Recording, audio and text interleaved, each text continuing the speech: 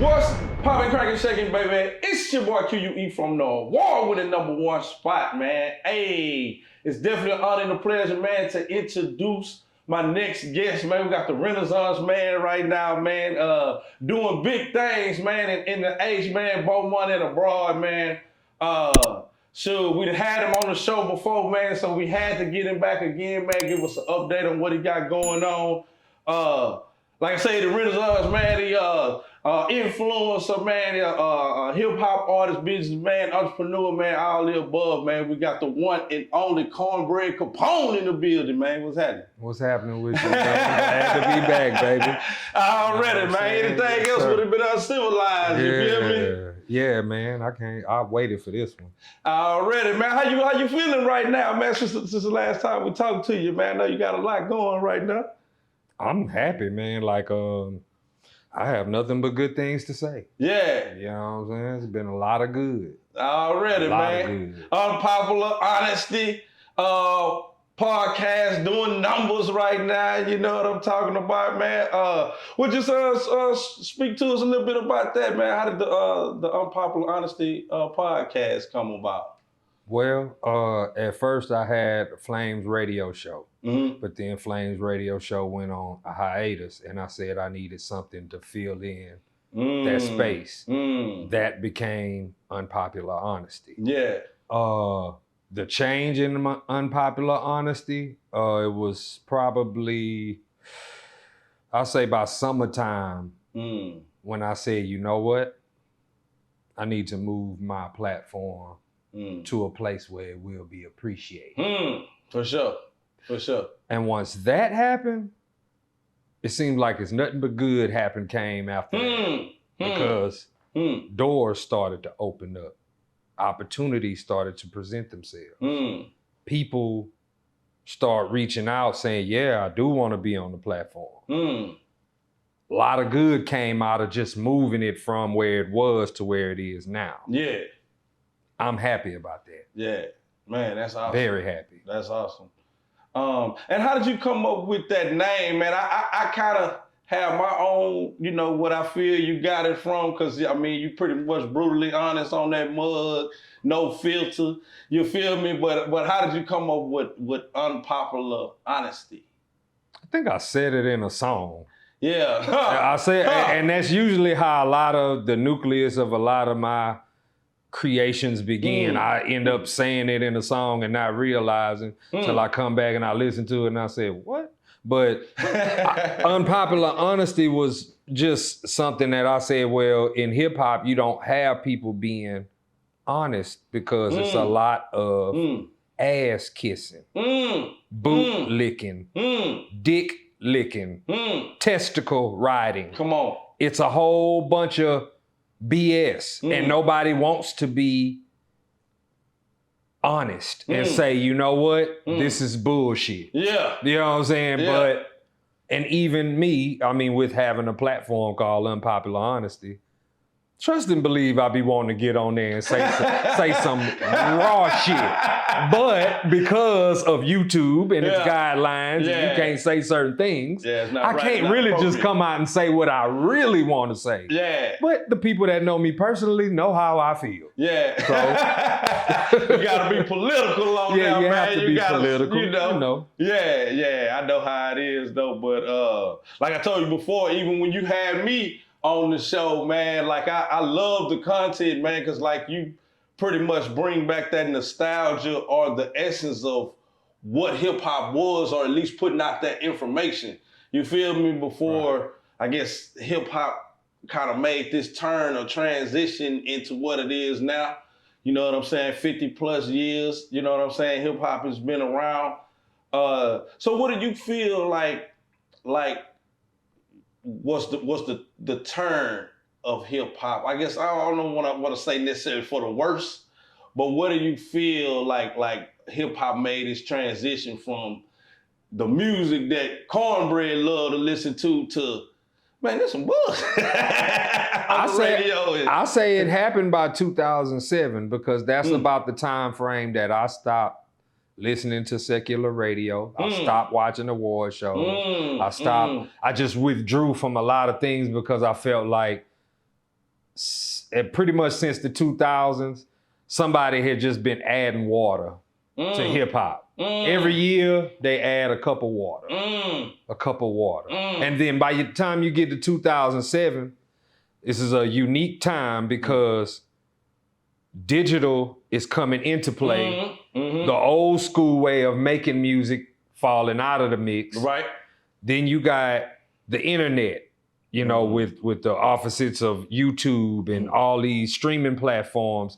They starting to come into play about this time. So now it's changing the way that we consume music, changing the way we listen to music. And then with that came, I guess, just artists who's just like, you know what, I could care less about the quality. I could care less about the content. I'ma just throw whatever out there and hope it stick to the wall. Yeah. And that's what it started sounding like. And then you got people who come out and are influenced by these people who just throw it and stick it to the wall. And now next thing you know, you have a whole generation of whack ass motherfuckers. Yeah. You know what I'm saying? So pretty much, and basically that's where we are now because, you know, I learned something I learned this year. I didn't learn it this year because I knew it before this year came. Straight up. You can't talk to everybody about music because everybody does not know what real music is. Music is like almost like religion these days, or politics, talking about politics. It's like, what you mean? What you mean he ain't jamming, man? He did this and this and this. You know what I'm saying? People start coming unglued by, you know, certain people. And I got one question. I got one question that'll kill it all. Yeah. How many classics does this person have? How many classics did this person create? Yeah. And if you can't answer that question, then you probably shouldn't be taking up for that artist musically. Come on now. That's just how I feel. You know what I'm saying? But we living in a time where artists, they don't make records with the intentions of making classics. They making, I call it the microwave era. We come from the stove cooked era. Come on, man. Come on, stove cooked food. Come on. You can put that in the refrigerator. Come on. And eat on that for a week. Straight up. Microwave is Hot Pocket. Come on. 30 seconds. Bing. All right. You know what I'm saying? And then 30 minutes later, you're hungry again. Another Hot Pocket. Bing. And that's how they putting out music. And I'm just being real. It's like this is the microwave era. And hey, some people don't like it. I don't know, man. But this is what I call it. It's I mean, that's pretty interesting though, man. Just the turn that hip hop took. Like even in certain artists, even old school that I used, like they were hot within that era. You know what I'm saying? Like, well, I ain't gonna name no artists. I don't put nobody on, throw nobody on the bus. But it was certain artists like they was jamming during that era. But like now, you couldn't even catch me listening to them bars, you know. But I feel like yet and still, artists had more originality back then. Right. You know, it's kind of certain artists ushered in certain genres, I guess trap and, you know, this and that. So everybody was like, oh, if this person can do this here, then I'm going to run with this too. And, you know, I'm the biggest, you know. You do know where trap came from, huh? I really don't. Well, a lot of people accredit it to T.I., but I don't know per se. Where? 3 6 Mafia. 3 6 Mafia. And I've been listening to 3 6 Mafia started in the mid 90s. This is the truth. Like 95, 94. Yeah. They started crunk. Right on. Crunk was stolen by Atlanta. Right on. But that came from Memphis. Yeah. Now out of crunk came trap. As a subgenre. Right on. Okay. I can see that though. So they wrote the blueprint for, and it started in the 90s. So they started that blueprint, and then trap came, and then out of trap came drill. Now drill, I would say drill probably originated in Chicago. That? I don't even know what that really is. What is drill? I think drill is just I guess like it's they throw out. Like do this here, do this there, like commands. It's like basically just talking about death. Like Damn, that's deep. You know what I'm saying? I mean, because the first people I heard do it were from Chicago. Yeah. Before anybody else did. You know what I'm saying? And all they were talking about was what they were doing. Yeah. You know what I'm saying? Before it became popular to do. But it all derives from 3-6. Yeah. And in Memphis and the 90s. I can see that though, because I was on them boys back in the day. Even with the rap style. Yeah. Lord Infamous was doing the double time flow back in the mid 90s. It's just wasn't nobody else rapping like that. Yeah. And we were listening to it saying, damn, that's different, but nobody else was doing it. Yeah. Nobody tried to imitate Lord Infamous. Yeah. Then years later, they call it mumble rap or the mumble rap flow or but that's Lord Infamous style. That's where that came from. Yeah. So all these people talking about we started what's this. His name kind of picked up on that one. What's his name? Silk. What you Silk from? Well, you said mumble. Yeah, you said mumble. So I kind of feel like because his style was not like I couldn't define it. He didn't really have a cadence per se, but he just used to double up and triple. It was like more. He tried to get more words in one. It was more conversation. It would sound like a conversation what he was doing, and then sometimes he would speed up and get hyper, and then have a low tone and. Yeah. Because we listened to a lot of those records and we was like, man, you know what I'm saying? Like some of those verses was no. Yeah. You know what I'm saying? Artists, I couldn't. I tried. You try to listen to it, but but along them lines though, man, I'm gonna steal a play from your playbook, man. On your show, you asked me what was my top 5. So what is Kornbread's top 5? Hip-hop artists. And I had to rechange my top 5. Did you really? Yeah, I had to take 5 out and put somebody else in because of certain statements that were made that rubbed me the wrong way. So my top 5 would be Rakim Allah, Scarface, Tupac Shakur, Nas,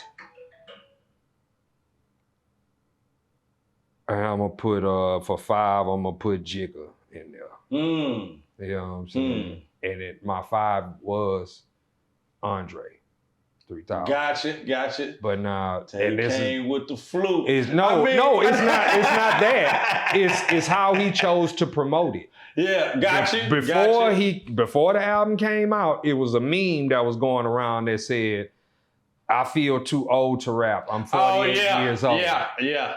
Okay, well, if that's the case, since Outkast have not been making albums or music anymore, you have been killing every feature you have been a part of for a decade plus. Yeah.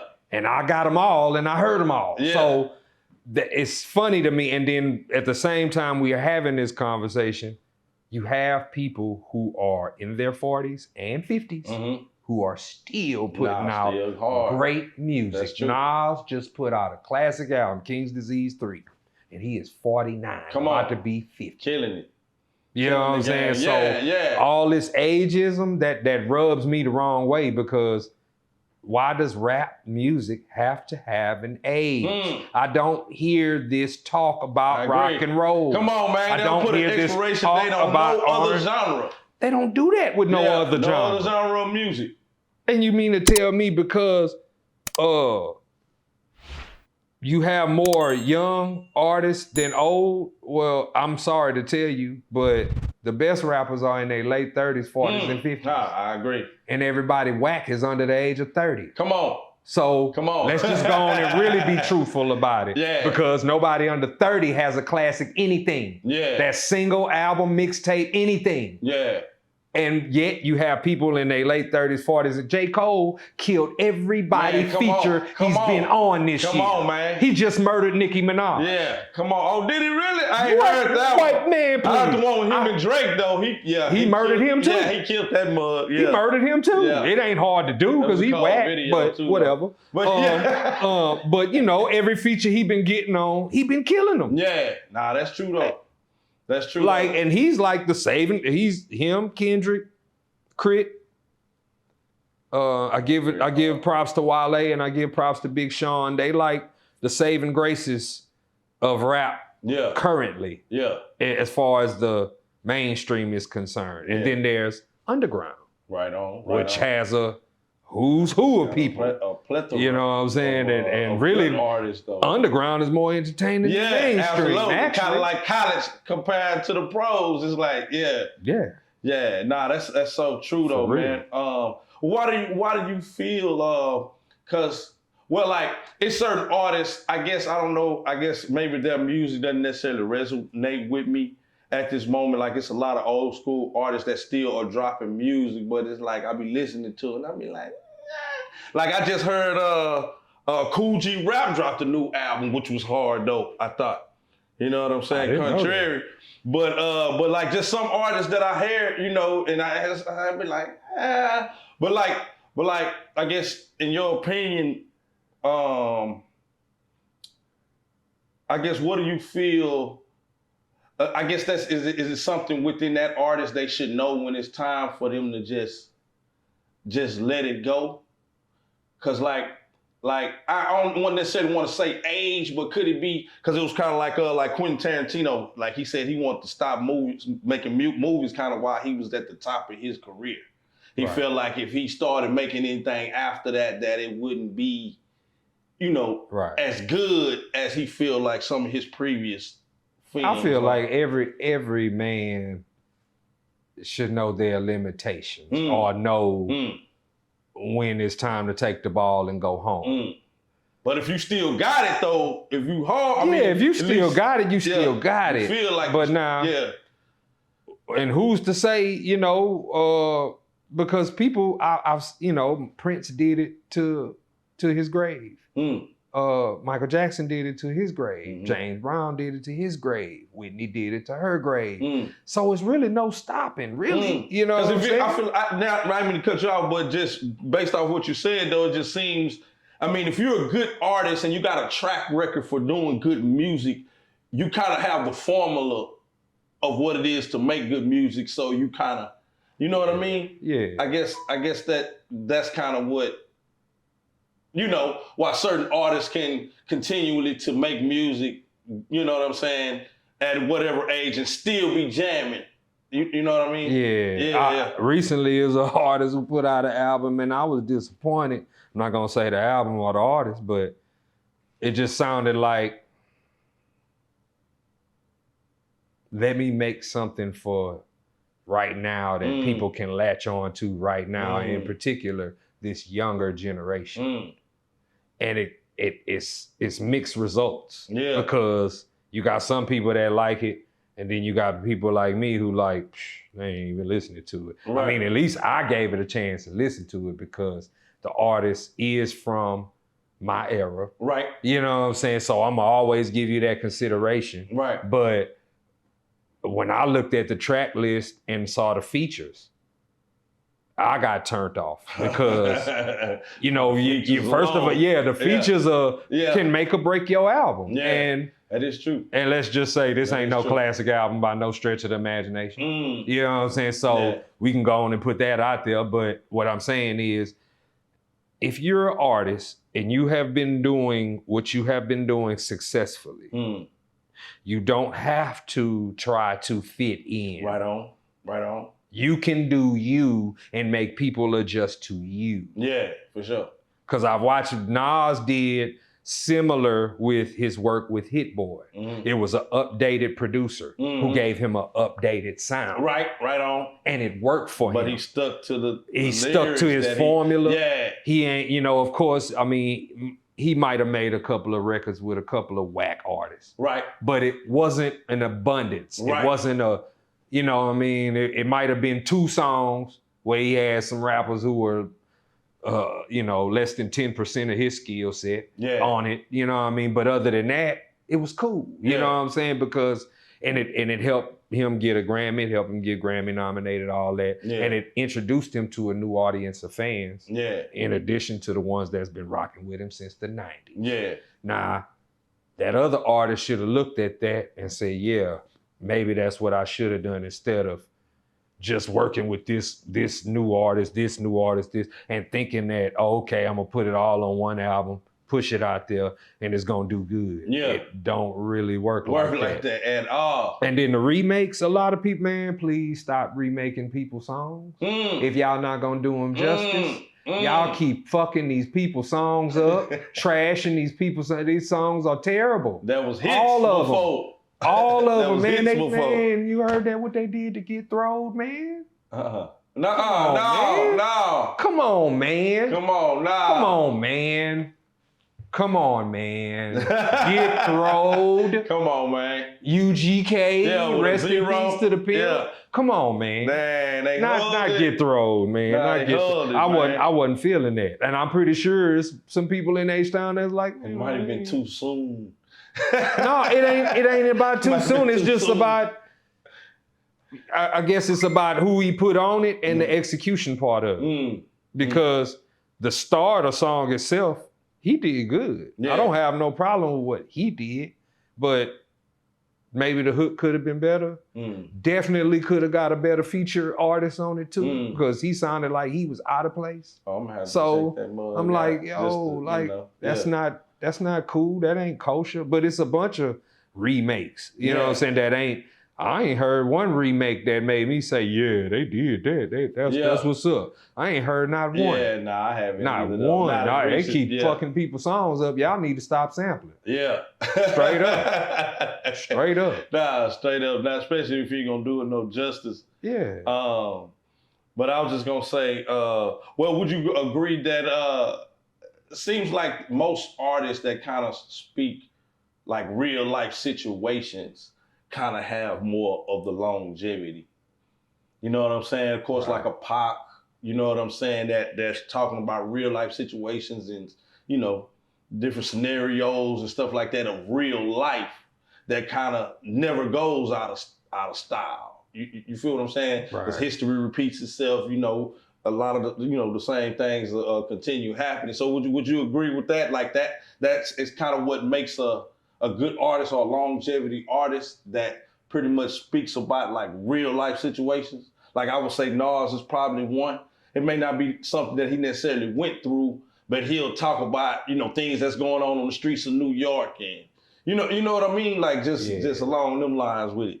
I agree with that. I mean, I look up to both Nas and Pac. Yeah. So I think that's been the key to mine because you know, next year I'll be celebrating 30 years. Man, come on, man. Congratulations, man. Yeah, for real. And so with those 30 years, I'm sitting back and I'm saying, for one, I didn't think that it would be this far or it would get to this point. So I'm happy and I'm blessed about that. Already. But now on the flip side, I'm saying, well, they're gonna be asking me what's the key to longevity in a minute. And I'm sitting here saying, well, I never tied myself into a fad. Because fads go out of style. Right on. I never really talked about a life that I've never lived. Right. And I make it clear if I'm telling a story that's not mine or something that I've seen. You see what I'm saying? Right. You're not crossing no lines. You're not making it seem like as if you're all this here.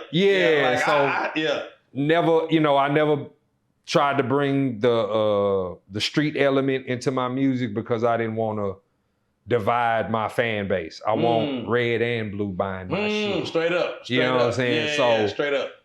That and then talking about that real stuff, because life continues, but it's all a lot of the same themes, topics, and discussions. So I kind of see that too. Like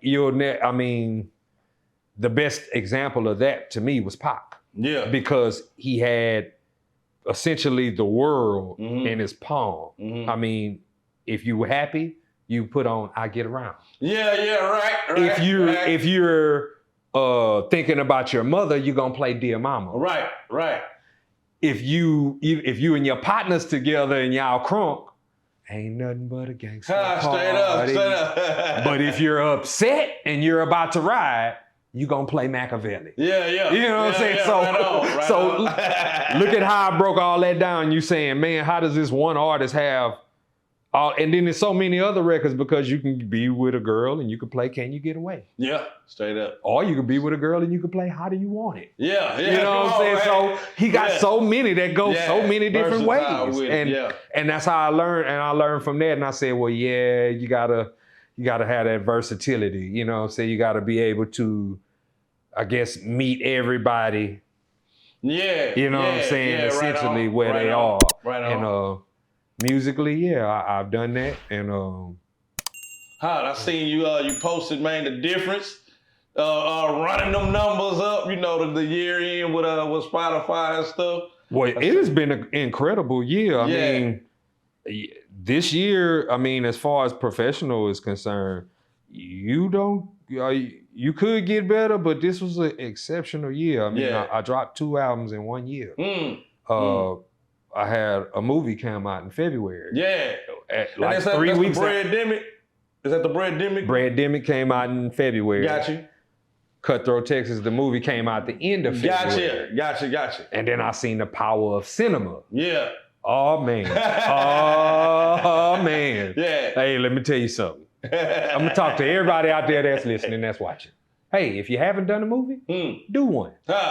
It'll change your life. Man, I'm telling you. It'll change your life. I'm telling you, that's why I do what I do, man. It ain't nothing like it. Yeah, I said, man, wow. I said, I should have been done a movie after the reaction I got. But I'm happy about that, and I'm happy to continue that lane of acting. And I have some scripts that I'm developing into movies. So I'll be entering it from the screenwriter, music supervisor aspect. And if I have to act, I will. You know what I'm saying? In the necessity to get it done. Or if anybody wants me in their movies, holler at me. I'm free. You know what I'm saying? So, I mean. What's the tally at now? I remember in our first interview, you had like 30-something mixtapes and this and this. Like, what's the tally looking like right now? The tally right now is 34 mixtapes, 6 studio albums, 5 singles.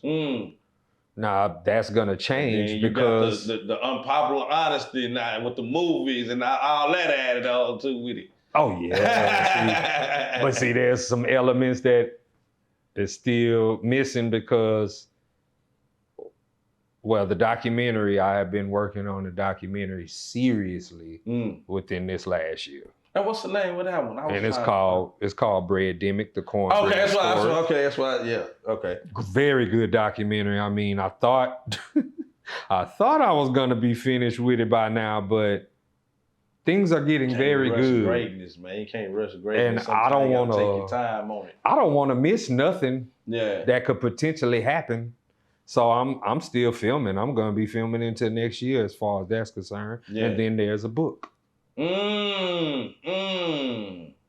That's live. What's the name of the book? Days of Way Back. That's live. I like that title. Yeah. I like that title. What's the what's the sustenance in it, or what's the content, like perspective you coming from with that? Well, this book is based upon the last 5 years of the 1990s.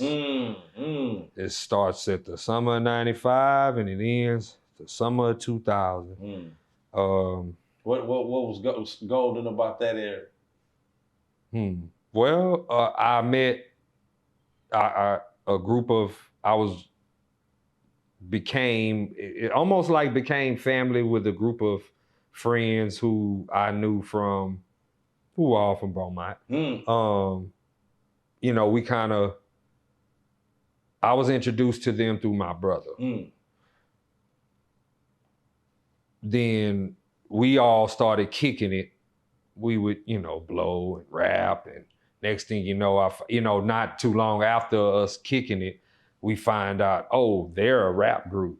This guy raps. This guy sings. I'm a rapper. This guy's a rapper. So it's almost like some Wu-Tang shit a little bit. Yeah, right on. But because we were just kids and we were more so just running around doing whatever, it's a mixture of a lot of things. I mean, it involves the police. It involves school. It involves girls. It involves drugs. It involves man, it's a lot of stuff, a lot of music that, you know, all the music that we was listening to and all the stuff that influenced us and me especially. Yeah.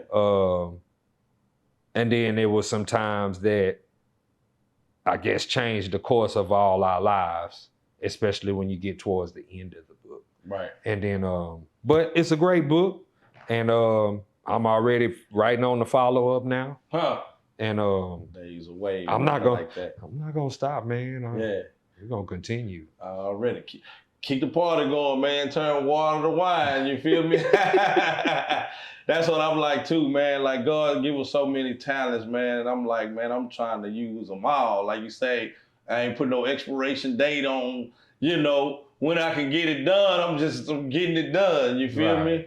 Like for real. Like for real. Well, is it any like newer artists that you're listening to right now that kind of catch your ear, or you're not digging none of the new generation at all? I'm really not, man. I mean, I listen to it because I have people who say, hey, listen to this, check this out, let me know what you think. Yeah. And it was one guy you had hit me on too, though. I had checked out his video. I think it was Playmaker? No. He did the Will Smith song. Oh, Joyner Lucas. Yeah. I like Joyner Lucas, but he's not. I want to say the last thing he put out was a single. Yeah. He's probably not gonna put an album out now because he's probably working on one to come out next year. That's kind of how he works. He's not the artist that you're gonna see in the blogs or hear about all on the internet. But when his music come out, you gonna know. Right on. You know what I'm saying? And I do like his music. Yeah. Because I think he's lyrically inclined. I mean, anybody who can get on the track with Eminem and go bar for bar with him. Come on, man. Hey, come on, man. Straight up. You got to give it up to him. You know what I'm saying? If you could do that. Other than that, man, I mean, I don't get, you know, no. It's impossible because all I hear is an imitation. You know what I'm saying? It's like it becomes, okay, who's original? You know what I'm saying? And then you got to sift through all the bags of trash to get to somebody who's original. Because everybody sounds, for the most part, everybody sounds the same. And I was like, this is why people are turning away from rap. Yeah. Like really, because it's. Do you think rap got another 50 years in them? I'm not sure about that. If they let go of what's been happening in the last 20 years and get back to what happened during the first 30 years of rap, then yeah, we got it. Because right now, in 10 years, 10, 20 years, they're gonna look back at this time and say, this is the dead era of rap. Like, and literally, because what are they talking about? Yeah. If you look at the males, they're talking about death. Yeah. If you look at the women, they talking about prostitution. Yeah. So where's the growth in it? Yeah. Where is the enlightenment in it? Where is the people who's talking about doing better? Yeah. They don't get talked about. They don't get mentioned. They super. You know what I'm saying? Yeah. So I'm like, well, you know what I'm saying? Like if it keep going the way it's been going, probably not, but I'm not gonna stop. Yeah, I know that's right, man. Keep the party going, man. Hey, if y'all did not know, man, we are in the building, man, with the one and only Kornbread Capone right now. That's what I wanted to ask you about. You had, I don't know if it was a single or it was a project called Thought something. Oh, the anti-thought program. Yeah, man. Talk to us about that, man. I thought that was a cold title, man. I was like, man, hold up, man. Well, I mean, as a man, I sit back and I listen to all these records. And I'm a rapper's rapper. Yeah. You know what I'm saying? And rap was always in a response of what was going on, whether I'm responding to what's going on in the street or whether I'm responding to what another rapper is saying. Yeah. If you listen to these female rappers today, they rapping harder than men. Come on now. Come on. A lot of them have more masculine. You hear? Yeah, now the girl, she sound like a linebacker. Yeah. She sounds like a man. Yeah. Like, and they carry themselves like men. Yeah. So as a man, I'm sitting back and I'm hearing this. I'm like, man, you know what? Why ain't no niggas talking about this? Yeah. Why ain't no niggas saying, bitch, shut the fuck up? Yeah, straight up. You know what I'm saying? Yeah, like, straight up. So I said, fuck it. I'm gonna go on and do it. You know what I'm saying? Because I can really rap. Can't none of these motherfuckers rap better than me. So that's not a threat, and it's really not a battle. It's just a response. Yeah. You know, you can't sit up here and say fuck niggas and we don't need y'all, but we want y'all, but we don't need y'all. And no, fuck you, bitch. You know what I'm saying? You smoking crack. You know what I'm saying? Like, if you think that I'm gonna sit up here and allow, because it's, you know, let me be honest. I only have to deal with this type of music when I walk outside my door. There are some days that I don't walk outside my door because I don't want to hear bullshit. Yeah, straight up. You know what I'm saying? But 9 times out of 10, if I'm outside my door, somehow, some way, I'm going to hear some bullshit. Yeah. You know what I'm saying? Now, maybe if I was a younger man, I think that's what it is. You know, because I'm at this stage and this stage, you're not really. I mean, come on, man. You know what I'm saying? Like, I done had my fun. Man. Like, I done had all my little fun. So I'm not really worried. I mean, it doesn't entice me. Yeah. It doesn't turn me on. Yeah. It doesn't make me say, oh, this is great, gratifying music. Oh, this music is going to be around forever. No, it's not. Nah. You know what I'm saying? Not because really, it's just making things bad on the streets. Yeah. It's providing Delulu to a bunch of women. Yeah. Delulu is delusion for people that don't know. You know what I'm saying? It's making them think that life is like how the city girls portray it. Right. Until you get out in real life and find out that it don't. Come on now. Like you think it's and then peep this too, because they'll make music for your kids to listen to and learn. I was just finna say that. But when they kids come in the room, they cut it off. I was just finna say that. That lets you know right there who you're dealing with. I was just finna say that. You put all that out, like do this here, do this there, but behind closed doors with your family, you ain't doing none of what you say. You know what I'm saying, in your music. And I can't knock them for being business women. Yeah.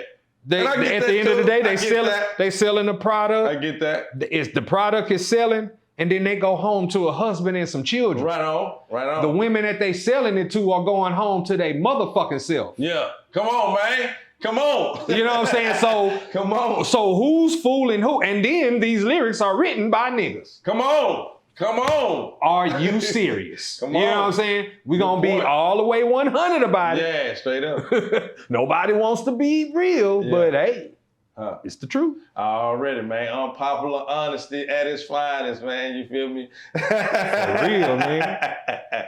Man, I love it, man. Hey, man, if y'all didn't know, man, y'all just not tuning in, man. We are in the building, man.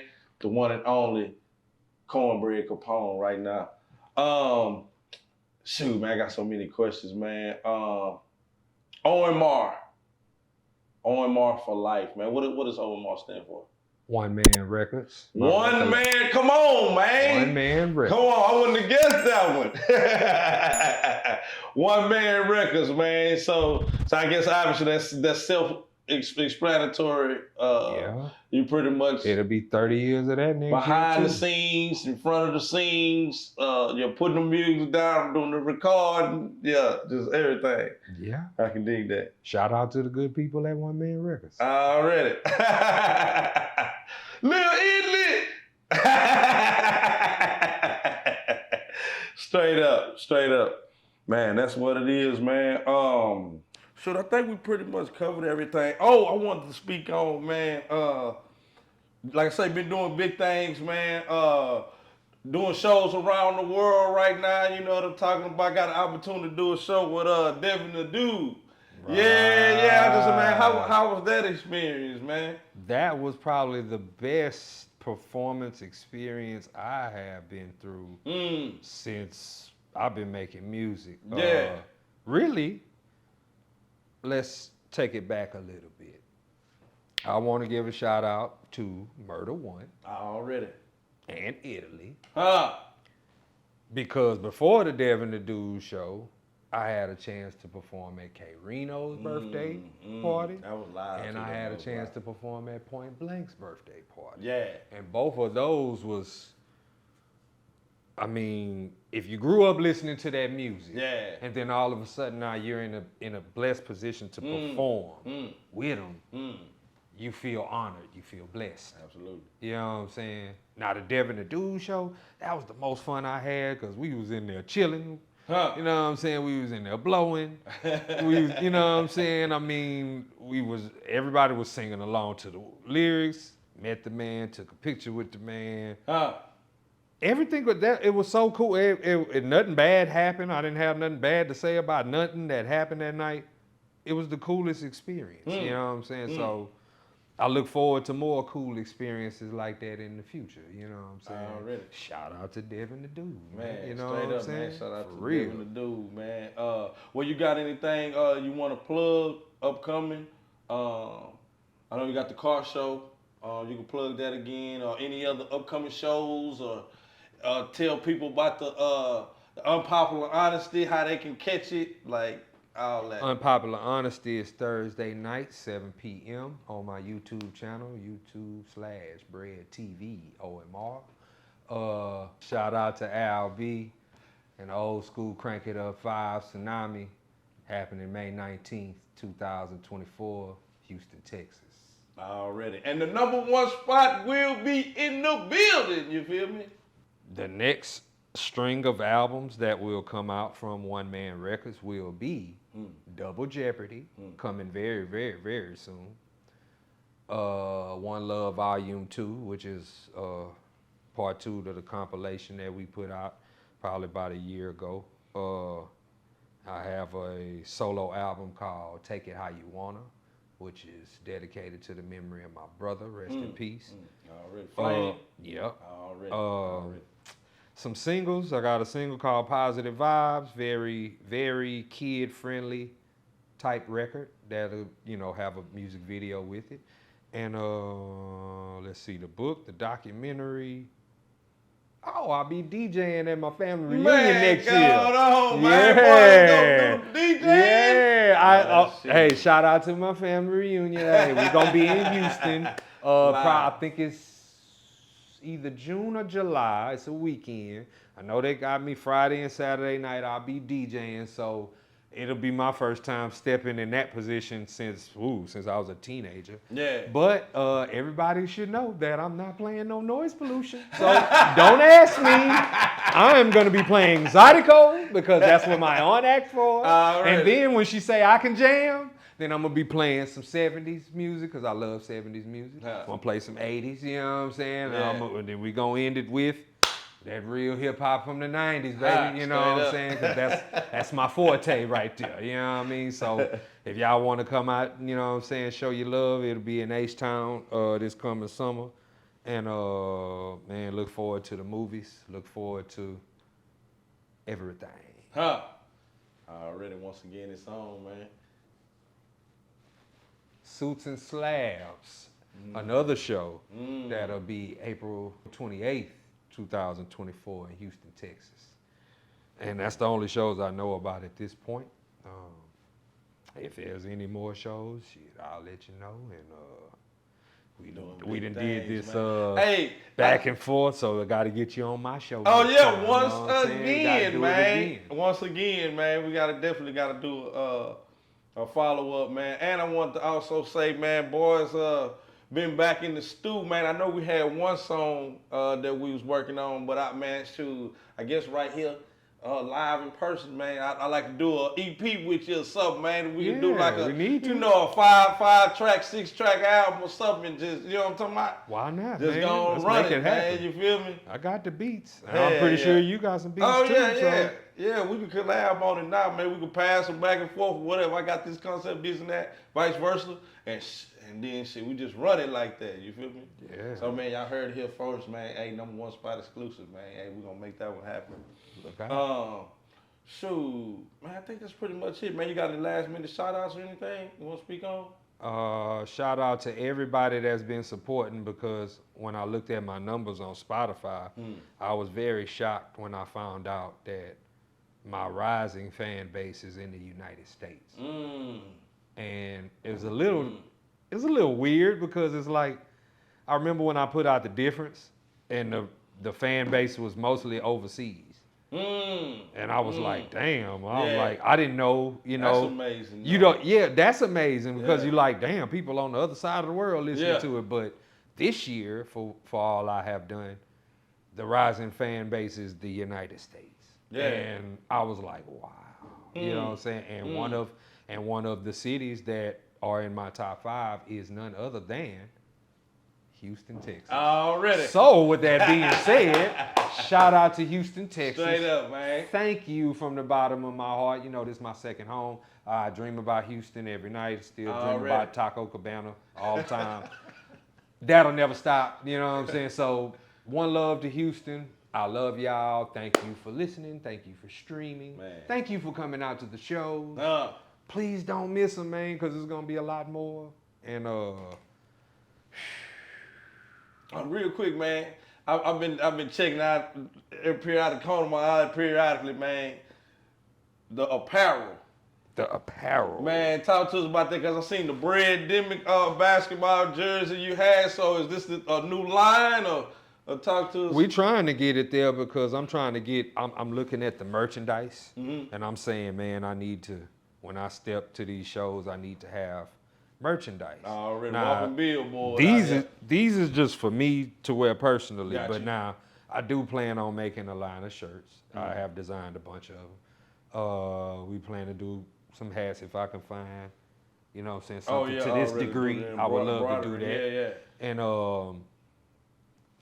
trying to see what else we can do. I know I want to do the socks. I would like to do the shorts. I would like to do I always see you got the lopes on. Might have to come out with you some cornbread lopes. You feel me? I wish I could. Or more lopes. I wish I could. I really would. You know, we're trying to get into the apparel because I'm seeing that's a selling point, and that's something that people, they'll just do it. They'll just cop one. Yeah. You know what I'm saying? Even if they don't necessarily use it or wear it, they'll just cop it. And so we're trying to step that up.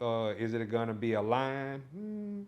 It could turn into one. Yeah. But for right now, it's just gonna be merchandise attached to the music. Absolutely. You know what I'm saying? And absolutely. Associated with the 30-year anniversary. Yeah. You know what I'm saying? Absolutely, man. That's so live right there, man. Before we get up out of here, man, I'd like to ask all artists this question, man, get some interesting answers. So considering just everything you learn, man, veteran in the game, steady learning every day, what would you tell a younger Kornbread? A younger Kornbread.